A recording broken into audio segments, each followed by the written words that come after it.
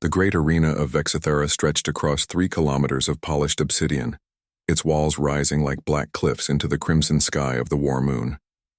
50,000 alien spectators filled the tiered seats, their various forms creating a tapestry of scales, fur, chitin, and stranger things. The air thrummed with anticipation, and the low hum of universal translators working overtime to process dozens of languages into coherent meaning. Captain Sarah Chen stepped through the contestant entrance, her bare feet silent against the warm stone. She wore nothing but simple gray fatigues and a thin undershirt.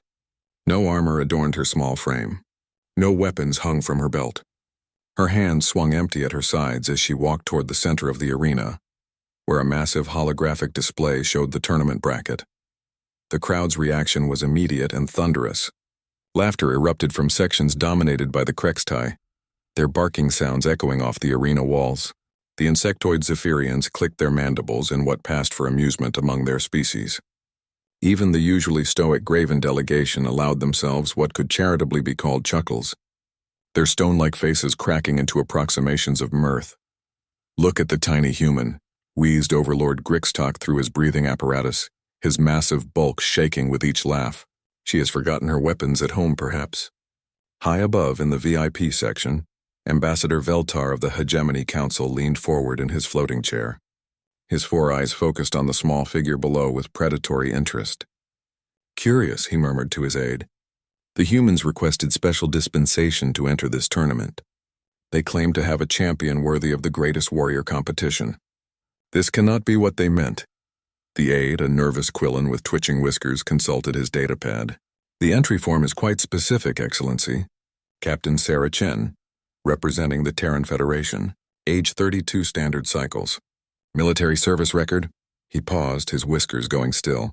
The records appeared to be heavily classified. Veltar's interest sharpened. The humans were newcomers to galactic society, barely 50 years since first contact.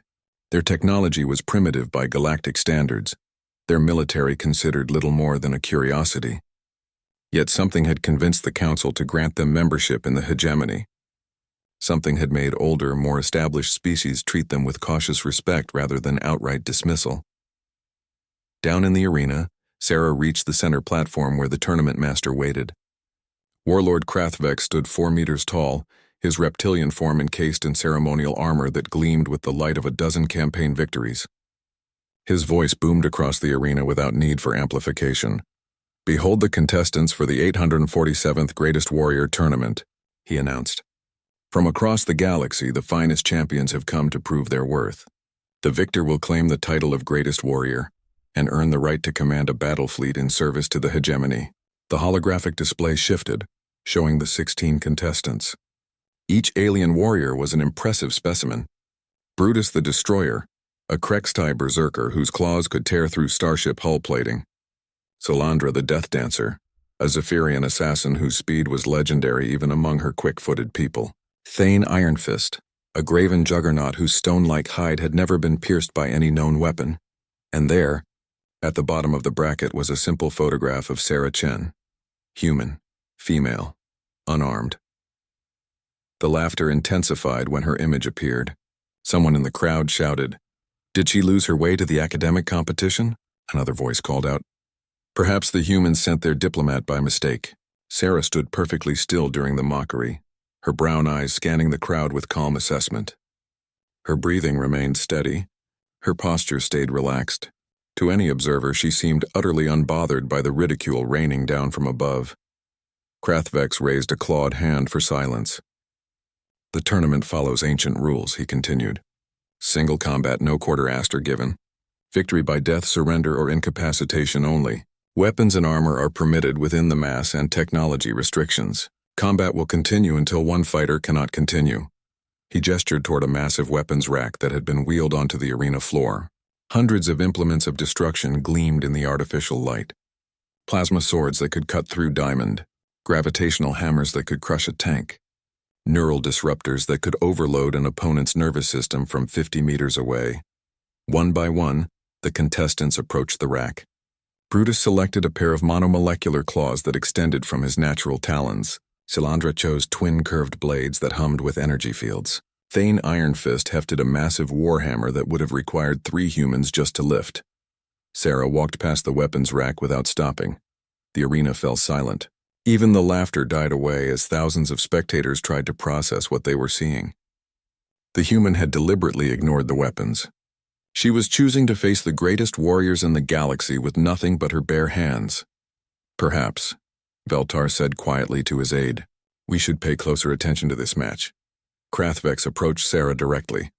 Human, he rumbled, his voice carrying a note of concern. You are permitted to select weapons and armor. The tournament allows it. Sarah looked up at the towering tournament master. Thank you, Warlord Krathvex. I have everything I need. You have nothing, Brutus the Destroyer snarled from across the platform. You will die in the first exchange. This is madness. Sarah turned to face the Krextai warrior. For the first time since entering the arena, she smiled. It was not a pleasant expression. Where I come from, we have a saying. It's not the size of the dog in the fight, it's the size of the fight in the dog. The universal translators struggled with the idiom, producing confused murmurs in a dozen languages. But something in Sarah's tone, something in the way she held herself, caused several of the more experienced warriors to take a step back. Silandra's compound eyes focused on the human with newfound interest. There is something different about this one, she whispered to her teammate. The way she moves, the way she breathes. It is not the manner of prey. High above, Ambassador Veltar activated his personal communication device. General Korthvex, he spoke into the device. I need you to access the classified human military files. Full authorization. I want to know exactly what we're looking at down there. As the tournament master began explaining the bracket system, Sarah closed her eyes and took a deep breath. In her mind, she could hear the voice of her old instructor back on Earth. Master Sergeant Rodriguez, 3 tours in the Sol Defense Force, veteran of the Martian Rebellion. Remember, Chen, his voice echoed in her memory. Every species in the galaxy thinks they know what humans are capable of. Every single one of them is wrong. The tournament began at dawn, when Vexithara's twin suns painted the arena in shades of orange and gold. The first matches were scheduled to thin the field from 16 contestants to 8, with each fight designed to showcase the various combat styles that made the galaxy's warriors legendary. Sarah watched from the contestant area as Brutus the Destroyer faced off against a heavily armored Quillan champion named Spike Shield. The Quillan's defensive strategy was sound in theory. His energy shields could deflect most known weapons, and his ranged pulse cannons gave him significant reach advantage. In practice, Brutus simply absorbed the energy, blasts with his reinforced hide, and closed the distance in 3 massive bounds. The fight lasted 18 seconds. Brutus's monomolecular claws found the weak points in Spike Shield's armor with surgical precision. The Quillan warrior collapsed, his life support systems screaming warnings as medical drones rushed onto the arena floor. He would live, but his tournament was over. The crowd roared approval. This was what they had come to see. Displays of overwhelming power, tactical brilliance, and the kind of violence that could only be truly appreciated from a safe distance. Magnificent, breathed Thane Iron Fist, his stone-like features showing genuine admiration. The Krextai knows his business. Sarah said nothing, but her eyes tracked every movement Brutus made. She noted how he favored his left side slightly, how his breathing pattern changed when he transitioned from defense to offense, how his claws extended just a fraction of a second before he committed to an attack. Information, data, weaknesses. Her attention was pulled away by the announcement of the next match. Silandra the Death Dancer would face Korthak the Bonebreaker, a massive hegemony warrior whose species was known for their ability to increase their bone density at will, making them nearly indestructible in close combat. This fight lasted longer, nearly 3 minutes. Silandra used her incredible speed to stay out of range of Korthak's devastating punches, wearing him down with precise strikes to nerve clusters and joint connections. The Zephyrian's twin blades were more scalpel than sword, each cut calculated to disable rather than destroy. When Korthak finally fell, it was not from blood loss or trauma, but from a complete shutdown of his nervous system. Silandra had methodically severed every major nerve pathway in his body, with strikes so fast the cameras could barely track them. Excellent technique, Sarah murmured, earning a sharp look from several nearby contestants. You sound like you understand what you just saw. Human, Silandra said, having approached silently during the medical evacuation. Up close, the Zephyrian was even more impressive. Her carapace gleamed like polished metal, and her compound eyes reflected dozens of tiny images of Sarah's face. Speed and precision beat size and strength, Sarah replied. It's not a new concept. Silandra's mandibles clicked in what might have been amusement. Tell me, little human, what do you see when you look at me? Sarah studied the alien warrior for a long moment. I see someone who has never lost a fight she was allowed to finish. The clicking stopped. Silandra's head tilted at an angle that would have been impossible for any vertebrate. Interesting. And what do you see when you look at yourself? Before Sarah could answer, the tournament master's voice boomed across the arena. Next match, Thane Iron Fist versus Velkar the Mindrender. The Graven champion stepped onto the fighting platform with the confidence of someone who had never met a problem that couldn't be solved by hitting it very hard. His opponent was a creature from the Outer Rim territories, humanoid in shape, but covered in writhing tentacles that glowed with psychic energy. Velkar opened the fight with a mental assault that would have reduced most species to drooling madness. His tentacles blazed with purple light as he poured telepathic pressure into Thane's mind, seeking to overwhelm the Graven's consciousness. Thane's response was to laugh. The Graven species had evolved on a world where psychic predators were common. Their minds were naturally shielded, their thoughts protected by mental barriers as strong as their stone-like skin. Velkar's most devastating attack simply bounced off Thane's consciousness like water off a mountain. The fight became a simple matter of physics. Thane closed the distance while Velkar desperately tried to find some mental leverage. When the Graven's massive fist connected with the alien's torso, the resulting impact could be heard throughout the arena. Velkar flew 30 meters before crashing into the arena wall. He did not get up. And that, Sarah said quietly, is why you don't bring a sword to a gunfight. Your metaphors are confusing, Silandra observed, but your point is taken. Each species has evolved different advantages. The key is knowing how to use them. The key, Sarah corrected, is knowing how to make your opponent fight your fight instead of theirs. Ambassador Veltar was beginning to regret his elevated position in the VIP section. From up here, he had an excellent view of the arena, but he was too far away to hear the conversations between contestants. His aide had managed to access some of the human military files, but most of the information was still classified beyond their clearance level. What they had learned was disturbing enough.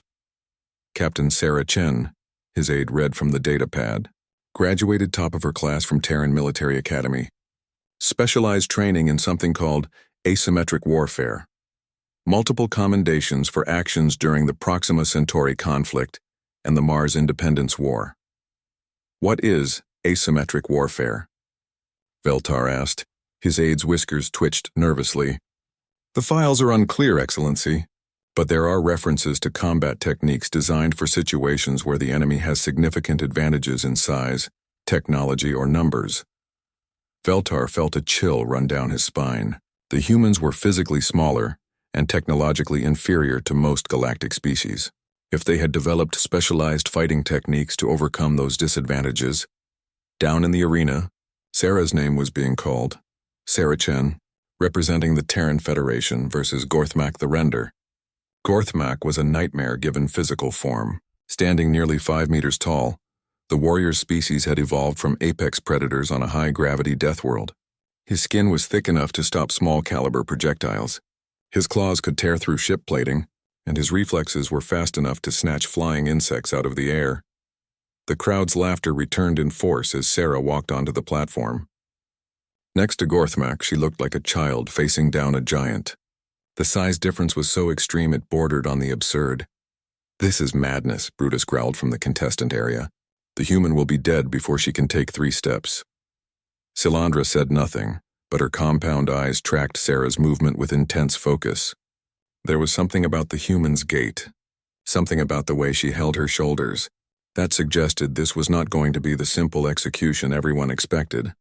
Sarah stopped 10 meters from her opponent and bowed slightly. Thank you for the honor of facing you in combat, Gorthmak. The alien predator's response was a roar that shook dust from the arena ceiling. He dropped into a hunting crouch, his massive muscles coiling like springs. Every instinct he possessed screamed that the tiny creature before him was prey. Nothing more than an easy meal. Gorthmak launched himself forward with devastating force. His claws extended to tear Sarah apart in a single swipe. Sarah didn't move until the last possible second. Then she disappeared. 50,000 spectators watched Gorthmak's claws slice through empty air, where Sarah had been standing a fraction of a second earlier. The human had somehow moved faster than most of the crowd could track, sliding under the massive alien's attack with fluid grace that defied physics. Gorthmak's momentum carried him past where Sarah had been standing. His claws scraped against the arena floor, sending up sparks of red light. By the time he managed to turn around, Sarah was already moving again. She struck him behind the left knee with the edge of her hand. To the casual observer, it looked like nothing. A tiny human tapping a giant alien with what appeared to be no more force than a gentle pat. Gorthmak himself seemed more confused than hurt. He swatted at Sarah like she was an annoying insect, his massive hand moving fast enough to create sonic booms. Sarah wasn't there when his claws arrived. She had moved again, this time to Gorthmak's right side. Another seemingly gentle tap, this one just below his ribcage. Then she was gone again, reappearing behind him to strike at the base of his skull with her fingertips. The crowd's laughter died away. What they were watching wasn't the one-sided slaughter they had expected. Sarah was moving like water around Gorthmak's attacks, flowing from position to position with movements so precise they seemed choreographed. "What is she doing?" demanded Overlord Grixtalk, his breathing apparatus working overtime as excitement raised his metabolic rate. "Those strikes cannot possibly be causing damage." Ambassador Veltar leaned forward in his floating chair, his 4 eyes focused intently on the arena floor. "She's not trying to cause damage," he said slowly. "She's mapping his nervous system." On the arena floor, Gorthmak was beginning to realize something was wrong. The human's touches had seemed harmless, but now his left leg felt strange. Not painful exactly, but somehow disconnected from his body. When he tried to put his full weight on it, the muscles didn't respond properly. He roared again and launched into a spinning attack. His claws extended in a deadly circle that should have caught Sarah no matter which direction she moved. The technique was called the death spiral among his people, and no enemy had ever survived it. Sarah dropped flat against the arena floor as the claws passed overhead, then rolled between Gorthmak's legs and struck upward with both hands. 2 quick taps against nerve clusters at the base of his spine, so fast they were almost simultaneous. Gorthmak's right leg went numb. Now the alien warrior was beginning to panic. He couldn't understand what was happening to him. The human's strikes were too soft to cause real damage, yet somehow his body was failing him. His legs felt weak and unsteady. His reactions were becoming sluggish. "She's using pressure points," Silandra whispered from the contestant area, her compound eyes wide with fascination. "But not like anything I've ever seen. She's not just hitting nerve clusters, she's shutting down his motor functions one system at a time." Thane Ironfist rumbled his confusion. "Graven physiology does not have such vulnerabilities. Our nervous systems are too deeply buried." "Every species has vulnerabilities," Sarah had told Silandra earlier. Now the Zephyrian was beginning to understand what the human had meant. Gorthmak tried to catch Sarah with a desperate lunge, but his legs betrayed him. He stumbled, his coordination completely compromised by whatever the human was doing to him. Sarah danced away from his grasping claws and struck him twice more, once at the base of his neck, once just below his left shoulder. His left arm went dead. The arena had fallen completely silent now. Even the medical drones hovering around the perimeter seemed to sense that something unprecedented was happening. Gorthmak, one of the most feared predators in known space, was being systematically dismantled by a creature that barely reached his waist. "Impossible," breathed Brutus the Destroyer. "She has no weapons, no tools. How is she doing this?" Sarah finally spoke, her voice carrying clearly across the silent arena. "On Earth we have a martial art called Dimmak, the touch of death. But this isn't about killing, it's about understanding." She moved again, this time stepping directly in front of Gorthmak. The alien warrior tried to strike at her with his remaining functional arm, but his movement was so slow and uncoordinated that Sarah easily caught his wrist in both hands. "Every nervous system in the galaxy operates on the same basic principles," she continued, her tone conversational despite the deadly combat taking place. "Electrical impulses traveling along neural pathways.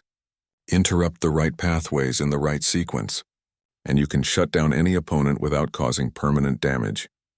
With a twist that looked almost gentle, Sarah applied pressure to 3 specific points on Gorthmak's wrist. His remaining arm went limp. The massive alien warrior stood swaying on unsteady legs, completely unable to attack. His eyes were wide with fear and confusion. In all his years of combat, he had never encountered anything like this. He was facing an enemy who could defeat him without weapons, without armor, without even causing him serious injury. "I yield," Gorthmak whispered, his voice barely audible. Sarah stepped back and bowed again. "Thank you for an honorable fight." As medical drones rushed onto the arena floor to attend to Gorthmak, the crowd exploded into chaos. Half the spectators were cheering wildly, amazed by what they had witnessed. The other half were arguing loudly about whether what they had seen was even possible. High in the VIP section, Ambassador Veltar was frantically working his communication device. "General Korthvex," he spoke urgently into the device, "cancel all current threat assessments regarding human military capabilities. We need to completely reevaluate everything we think we know about their species." Down in the contestant area, the remaining fighters were looking at Sarah with expressions ranging from respect to outright fear. Brutus the Destroyer was flexing his claws nervously, suddenly very aware of how they had been mocking the human just hours earlier. "That was not fighting," Thane Ironfist said slowly. "That was something else entirely." Silandra's mandibles clicked rapidly as she processed what she had witnessed. "It was beautiful," she said finally, "like watching a master artist at work." Sarah rejoined the group of contestants, seemingly unaffected by the attention she was receiving. Her breathing was steady, her expression calm. She looked like someone who had just completed a routine training exercise rather than revolutionizing everyone's understanding of combat. "How many of us can you do that to?" Brutus asked bluntly. Sarah considered the question seriously. "It depends on your species' neurophysiology. Some nervous systems are more vulnerable to disruption than others. But in theory," she shrugged, "every living creature has pressure points. The trick is knowing where to find them." The tournament master's voice boomed across the arena, announcing the results of the first round. When Sarah's name was called as the winner, the crowd's response was deafening. The human who had entered the arena as an object of ridicule was now being treated as a serious contender. But Sarah barely seemed to notice the acclaim. Her attention was focused on studying her potential opponents for the next round. Somewhere in that group of elite warriors was the fighter she would face next, and she was already analyzing their movements, their techniques, their potential weaknesses. The galaxy's greatest warriors were beginning to realize they were facing something unprecedented. Not just a new fighting style or an unknown weapon, but an entirely different philosophy of combat. Sarah Chen wasn't just here to compete. She was here to demonstrate that the smallest dog could indeed have the biggest bite.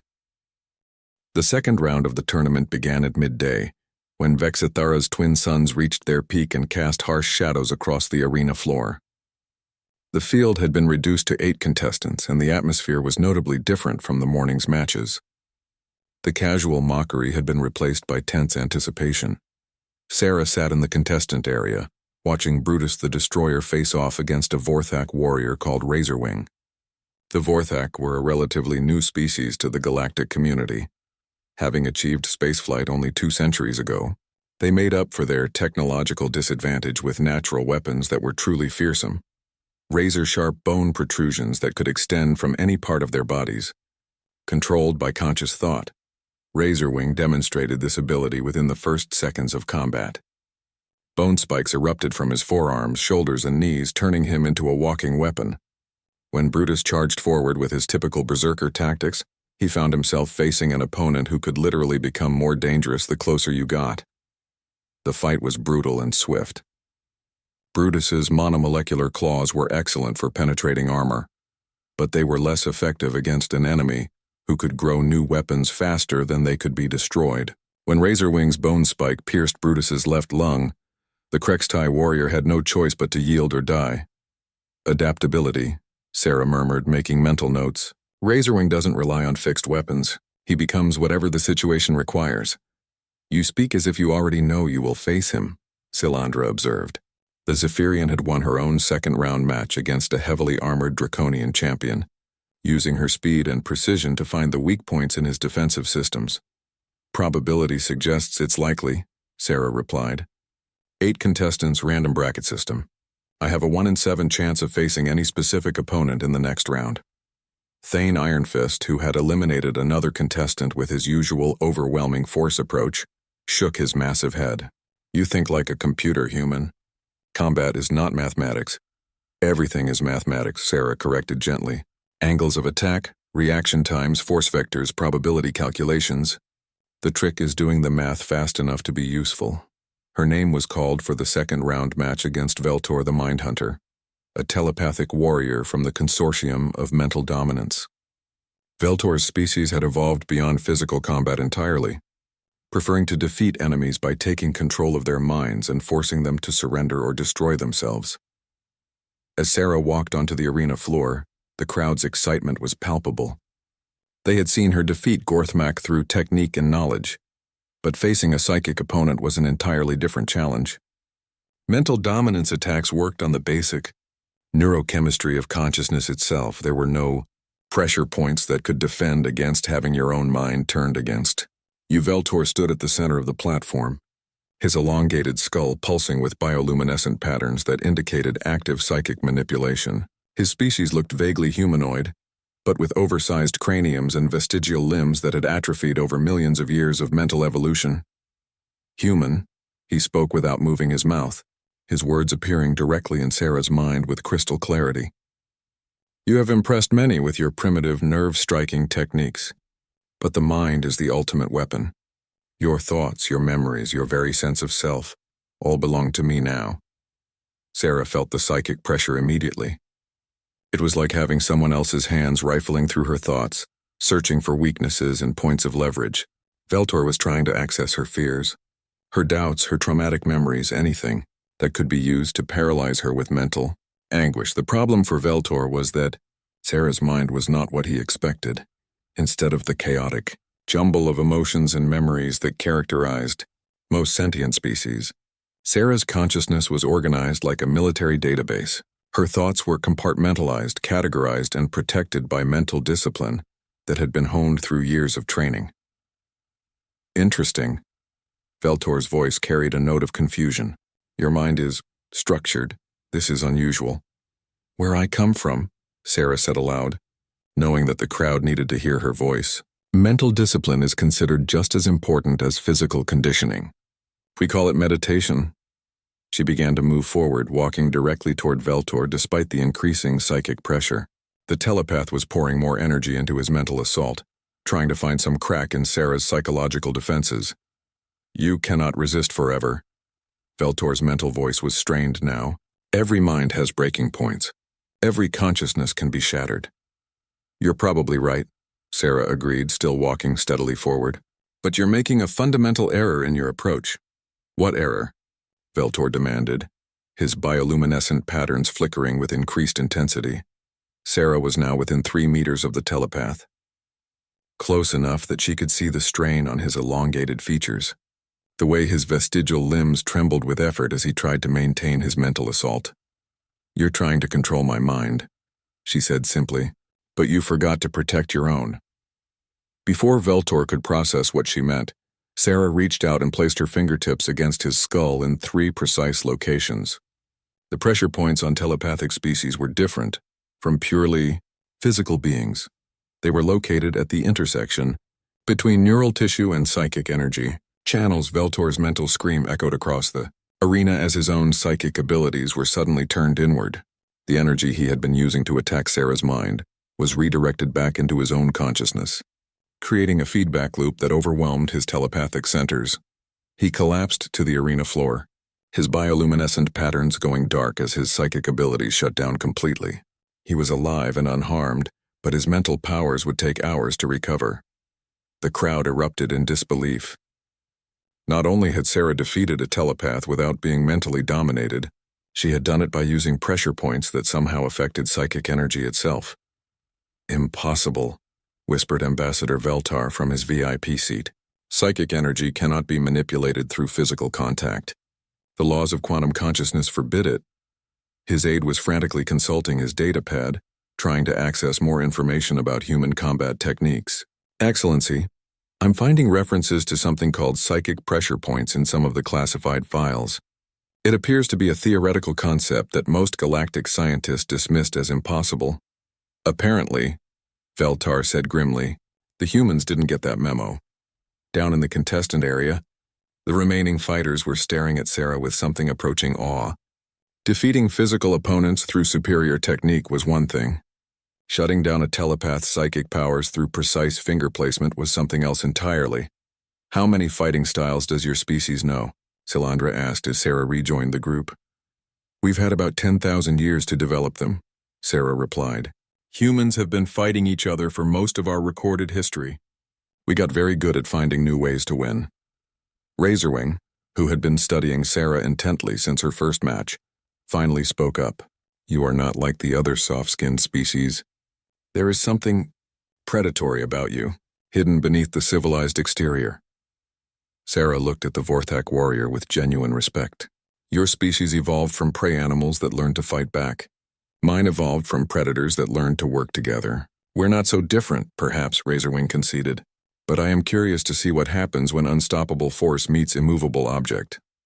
The tournament bracket had been updated on the holographic display. 4 contestants remained. Sarah Chen, Silandra the Death Dancer, Thane Iron Fist, and Razorwing. The next round would pair Sarah against Silandra, while Thane would face Razorwing. As Sarah studied the bracket, she felt a familiar calm settling over her. The same mental state she had learned during her training on Earth when facing impossible odds was just another day at the office. Her instructors had drilled one lesson into her above all others. There was no such thing as an unbeatable opponent, only opponents whose weaknesses hadn't been discovered yet. Silandra was fast, precise, and deadly. Her neural strikes could shut down an opponent's nervous system faster than Sarah's pressure point techniques. Her compound eyes could track movement that would be invisible to most species. Her twin blades were works of art that could cut through virtually any material. But Sarah was already analyzing the Zephyrian's movement patterns, cataloging her attack sequences, calculating the mathematical precision behind her seemingly fluid combat style. Every opponent had weaknesses. Every fighting style had counters. Sarah just had to be smart enough to find them. The semifinals began as Vexithara's suns started their descent toward the horizon, casting long shadows across the arena floor. The crowd had grown throughout the day as word spread across the galaxy about the unarmed human who was dismantling some of the finest warriors in known space. Betting pools had shifted dramatically, with Sarah's odds improving from laughable to genuinely competitive. The first semifinal match pitted Thane Iron Fist against Razorwing. On paper, it seemed like a classic contest between immovable object and unstoppable force. Thane's stone-like skin and massive strength against Razorwing's adaptive bone weapons and surprising agility. Sarah watched from the contestant area as the two warriors circled each other on the arena floor. Thane moved with the steady, inexorable pace of a glacier, while Razorwing flowed around him like water, his bone spikes extending and retracting as he probed for weaknesses in the Graven's defenses. The Vorthak is making an error, Silandra observed, her compound eyes tracking both fighters simultaneously. He believes this is a battle of endurance, Sarah nodded. Thane isn't just big and strong. His species evolved on a high-gravity world with frequent seismic activity. He doesn't get tired in any meaningful sense. The fight proved their analysis correct. Razorwing spent the first several minutes launching precise attacks at Thane's joints and pressure points, trying to find some vulnerability in the Graven's massive frame. His bone spikes could penetrate most armor, but they couldn't find purchase against Thane's naturally armored hide. Meanwhile, Thane simply waited. Each of Razorwing's attacks was absorbed and catalogued.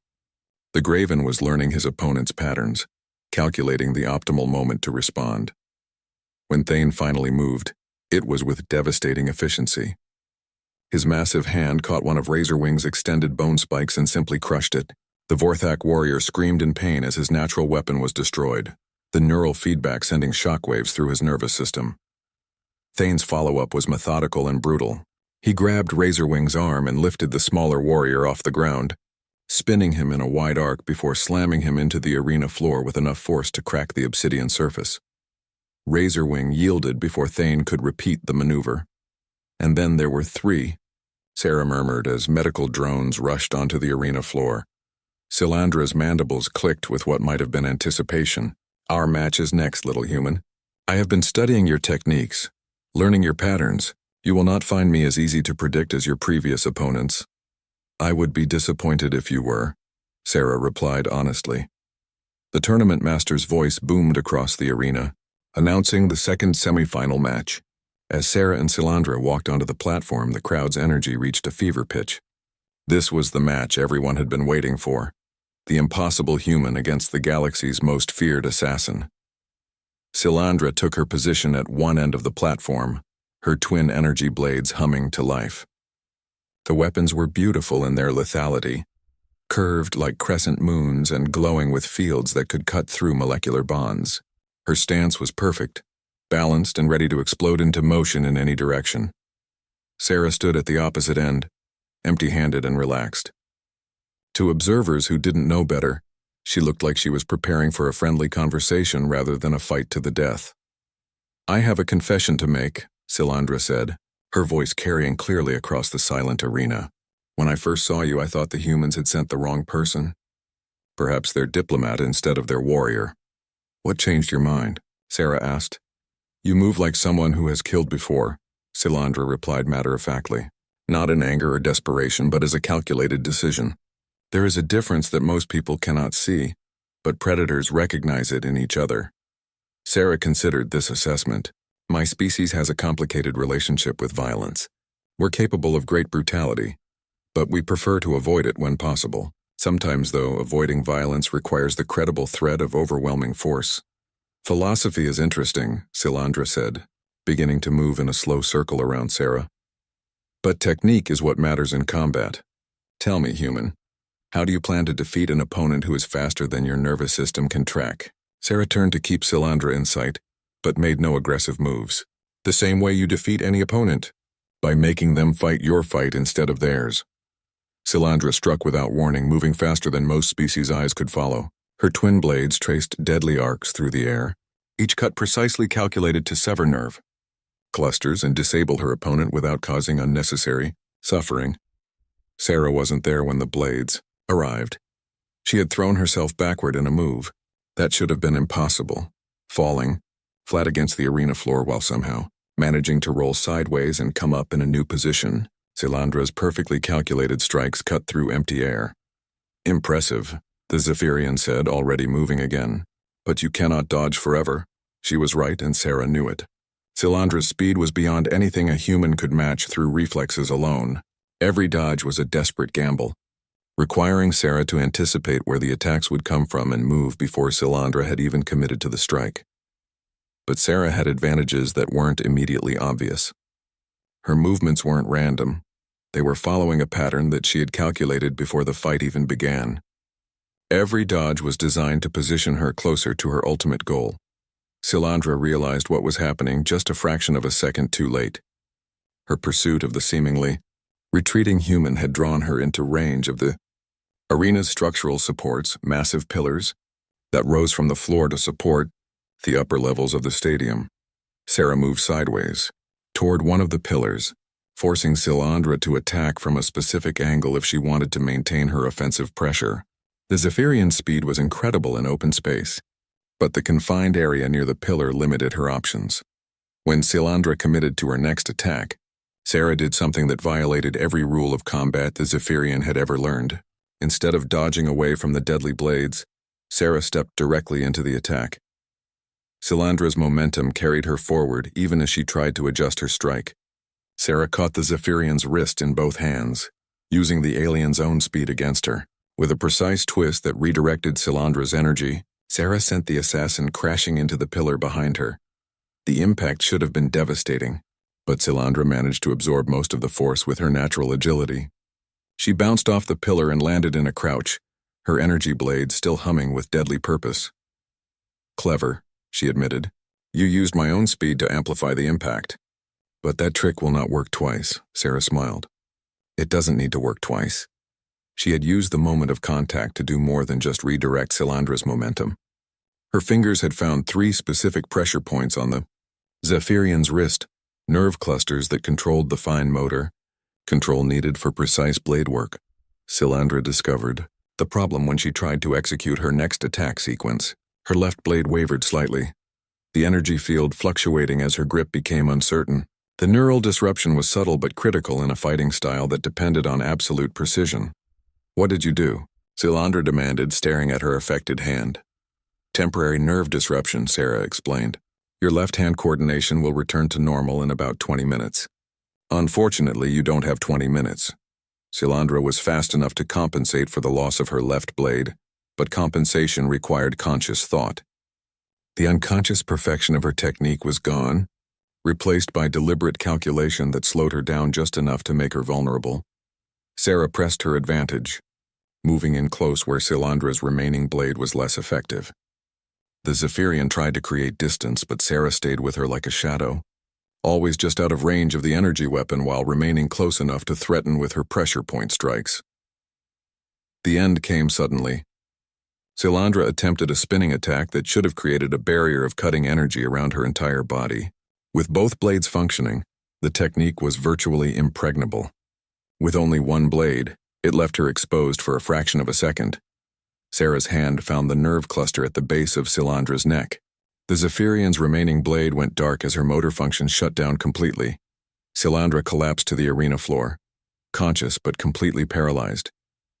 Her compound eyes looked up at Sarah with an expression that might have been respect. "I yield," she whispered. The crowd's reaction was beyond thunderous. They had just witnessed the impossible, a human defeating the galaxy's finest assassin in single combat, without weapons, armor, or any visible advantages beyond skill and intelligence. Sarah knelt beside Silandra as medical drones approached. "The paralysis is temporary," she assured the fallen warrior. "Full recovery in 6 hours." "You fight like no one I have ever encountered," Silandra said softly. "Where did you learn such techniques?" Sarah's expression grew distant. "From teachers who understood that sometimes the smallest person in the room needs to be the most dangerous." As the medical team carefully moved Silandra to a treatment platform, Sarah looked up at the tournament bracket display. 2 names remained: Sarah Chen and Thane Ironfist. The final match would be David versus Goliath, with the entire galaxy watching to see if the impossible could happen twice in one day. Night had fallen on Vexithara by the time the final match was announced. The arena's lighting systems bathed the obsidian floor in harsh white light, creating stark shadows that seemed to emphasize the impossible nature of what was about to happen. A small human woman would face off against one of the largest, strongest warriors in the known galaxy. The crowd had swelled to capacity as news of Sarah's victories spread across the galactic communication networks. Ships from dozens of worlds hung in orbit around the war moon, their crews watching the live feeds in disbelief.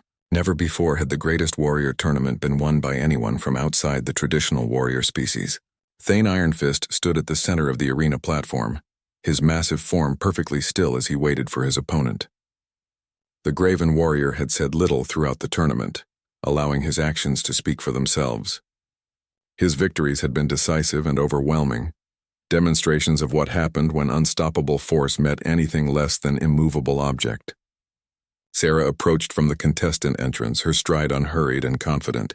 She had used the break between matches to rest and prepare, going through a series of mental exercises that her trainers on Earth had drilled into her. Combat meditation, they called it, the ability to maintain perfect calm in the face of overwhelming odds. As she reached the center of the platform, Thane finally spoke. His voice was deep and measured, like stones grinding together in an avalanche. "Human," he said formally, "you have fought with honor and skill. Your victories against Gorthmak, Veltor, and Silandra were impressive displays of technique and intelligence." "Thank you," Sarah replied with equal formality. "Your own victories have shown the strength and determination of your people." Thane nodded slowly. "However, there is a fundamental difference between technical skill and raw power. Some obstacles cannot be overcome through cleverness alone." Sarah considered this statement. Around them, the arena had fallen completely silent as thousands of spectators strained to hear every word of the exchange. "You're probably right," she admitted. "But that assumes I'm trying to overcome the obstacle rather than work around it." "There is no working around me," Thane said with absolute certainty. "I am 4 meters tall and weigh 700 kilograms. My bones are denser than most metals. My skin can stop projectiles that would penetrate starship armor. Your pressure point techniques will not affect me. Graven nervous systems are too deeply buried beneath natural armor. Sarah smiled. You've been studying my matches. I study all my opponents. It is what separates a warrior from a mere fighter. And what did your studies tell you about humans? Thane was quiet for a moment, considering his response. That your species is unpredictable. Most races develop along logical evolutionary paths. Predators become stronger, prey becomes faster. Tool users develop better technology. But humans seem to have developed the ability to become whatever the situation requires. That's very perceptive, Sarah said. We call it adaptability. I call it dangerous, Thane replied. But danger is not the same as victory. Tell me, human, how do you plan to defeat an opponent you cannot hurt? Sarah's smile widened. Who says I need to hurt you? Before Thane could ask what she meant, the tournament master's voice boomed across the arena, officially beginning the final match. The Graven warrior immediately dropped into a combat stance, his massive hands clenched into fists that could crush steel. Sarah began to move in a slow circle around Thane, staying well out of range of his devastating reach. Her movement was hypnotic, almost dance-like in its fluid precision. She seemed to be studying every aspect of the giant warrior's form, calculating angles and distances with mathematical precision. Are you going to fight, or are you planning to bore me into submission? Thane asked after a full minute of circling. I'm thinking, Sarah replied honestly. You present an interesting problem. Traditional pressure points won't work because of your natural armor.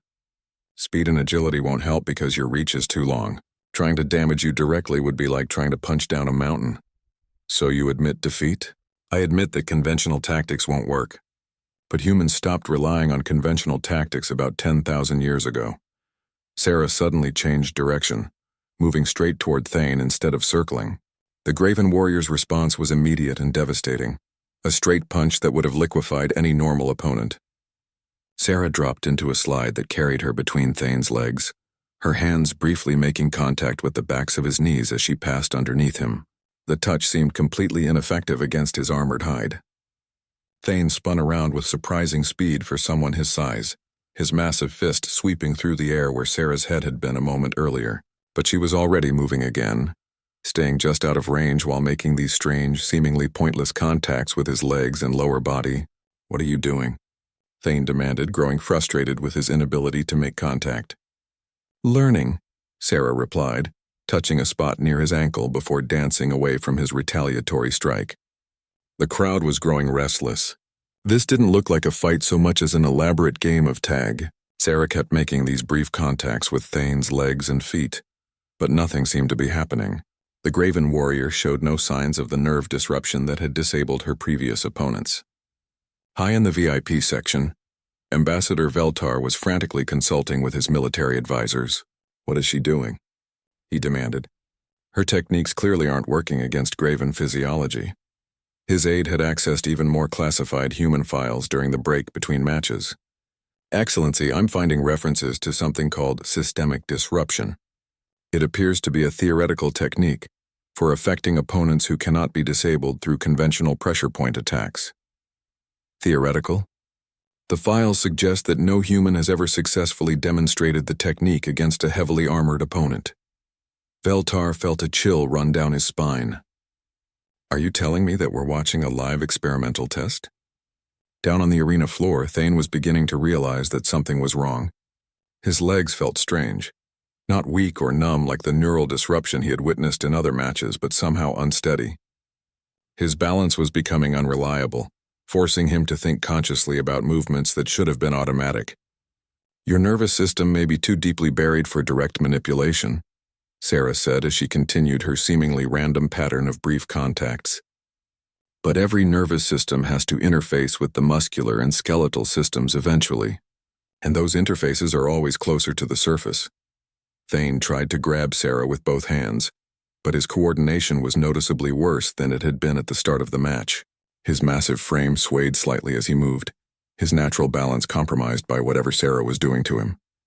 You're not attacking nerve clusters directly, he realized. You're disrupting the connection points where nerves meet muscle tissue. Very good, Sarah confirmed. Individual pressure points won't work against your armor, But accumulated micro-disruptions to dozens of connection points can create systemic instability. It's like loosening all the bolts on a machine just enough that nothing works properly anymore. Thane's next attack was noticeably slower and less coordinated than his previous efforts. His massive strength was undiminished, but his ability to apply that strength precisely was degrading with each passing moment. Sarah continued her pattern, making contact with dozens of different points on Thane's lower body. Each touch was brief and seemingly ineffective individually, but the cumulative effect was becoming obvious. The mountain of a warrior was beginning to sway on his feet. "This is impossible," Thane said, but his voice carried a note of uncertainty for the first time in the match. "This is human," Sarah corrected. "We don't try to overcome impossible obstacles. We figure out ways to make them overcome themselves." Thane launched himself forward in a desperate attempt to end the fight through sheer overwhelming force. But his coordination was so compromised that he could no longer control his massive frame properly. His charge became a stumble, and his stumble became a fall. 700 kilograms of dense muscle and bone crashed to the arena floor with an impact that shook the entire structure. Thane tried to push himself back to his feet, but his compromised nervous system couldn't coordinate the complex series of muscle contractions needed to lift his massive frame. Sarah stood over the fallen giant, breathing hard but victorious. "I yield," Thane said quietly, his voice carrying clearly across the silent arena. The crowd exploded. The impossible had happened. A human, small, unarmed, and apparently helpless, had just defeated the greatest warriors in the galaxy through nothing but skill, intelligence, and an understanding of anatomy that bordered on the supernatural. As medical drones rushed onto the arena floor to assist Thane, Sarah looked up at the crowd with an expression of quiet satisfaction. She had done more than win a tournament. She had demonstrated that humans belonged among the galaxy's elite, not as subjects or clients, but as equals. The Tournament Master. 3 months after the tournament, Captain Sarah Chen stood on the bridge of the HSF Determination, flagship of humanity's first deep space battle fleet. Through the massive viewports, she could see the assembled armada, 50 ships representing the combined military might of the Terran Federation, all under her command as the newest fleet admiral in galactic history. The appointment had been controversial, to say the least. Many established powers had questioned whether the humans were truly ready for such responsibility. But the tournament had changed everything. Sarah's victories hadn't just earned her personal recognition, they had forced the entire galaxy to reevaluate their assumptions about human capabilities. "Admiral," her communications officer called out, "we're receiving a priority transmission from the Hegemony Council. Ambassador Veltar requests permission to come aboard." Sarah nodded. "Permission granted. Have him escorted to Conference Room Alpha." As she made her way through the ship's corridors, Sarah reflected on how much had changed since that day on Vexithera. The laughter and mockery had been replaced by cautious respect and, in some cases, outright fear. Trade agreements that had been stalled for years were suddenly approved. Military cooperation treaties that had been dismissed as premature were fast-tracked through galactic bureaucracy. The humans had gone from curiosities to major players in galactic politics, all because one woman had proven that size and technology weren't the only measures of strength. Ambassador Veltar was waiting in the conference room when Sarah arrived, his 4 eyes tracking her movement with the kind of attention usually reserved for dangerous predators. He had aged noticeably since the tournament, the stress of recalculating humanity's threat level having taken its toll. "Admiral Chen," he said formally, rising from his seat. "Congratulations on your promotion. The fleet command suits you." "Thank you, Ambassador. Please sit." Sarah took her own seat across from the alien diplomat. "What can I do for the Hegemony Council today?" Feltar activated a holographic display that showed a star map of the Outer Rim territories. Red indicators marked several systems that were flashing with warning symbols. "We have a situation," he began. "The Devourers have returned." Sarah felt a chill run down her spine. She had read about the Devourers in the classified galactic history files, an ancient mechanical race that had consumed entire star systems before mysteriously disappearing thousands of years ago. "Most species considered them extinct. How many?" she asked. "Our long-range sensors have detected at least 50 Devourer ships moving through the Kepler sector. They've already consumed 3 uninhabited systems and are heading toward populated space. Veltar manipulated the display to show projected movement patterns. At their current rate of advance, they'll reach the Zephyrian home system in 6 standard months. After that, they'll have access to the major hyperspace routes that connect to the galactic core. What does the Council want from humanity? Sarah asked, though she suspected she already knew the answer. The combined fleets of 12 major powers have engaged the Devourers in preliminary skirmishes, Veltar admitted. The results have been disappointing. Our weapons can damage individual ships, but the Devourers adapt too quickly. Each engagement teaches them how to counter our technology. He paused, his expression troubled. We need someone who can think like they do. Someone who specializes in adapting to impossible odds and finding unconventional solutions. Sarah studied the tactical display, her mind already working through the problem. The Devourers were described as perfect military machines. Logical, efficient, and utterly predictable in their systematic approach to warfare. That predictability was their strength, but it might also be their weakness. What kind of support would humanity have? She asked. Total access to galactic military technology, unlimited resources, command authority over all allied forces engaged in the operation. Veltar's voice carried a note of desperation. Admiral. The Council is prepared to offer humanity permanent seats on the Strategic Planning Committee and full voting rights in military matters. It was an incredible offer. The kind of political recognition that would normally take centuries for a new species to achieve. But Sarah understood the price. If humanity failed to stop the Devourers, there might not be a galactic civilization left to join. I'll need to consult with my government, she said carefully. But speaking personally, I think humanity would be honored to help defend the galaxy. There is one more thing, Veltar said hesitantly. The Council has reviewed all available data on human military doctrine and combat techniques. We understand that your species specializes in what you call asymmetric warfare. We need to know, are there more fighters like you? Sarah smiled, and for a moment Veltar was reminded of that day in the arena when a small human had casually dismantled the galaxy's greatest warriors. Ambassador, she said quietly, you've seen what one human can do with the right training and motivation.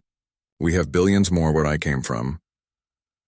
2 weeks later, the largest military fleet in galactic history assembled at the edge of Devourer space. Ships from 40 different worlds flew in formation under human command, their crews representing dozens of species united by necessity and guided by human tactical doctrine.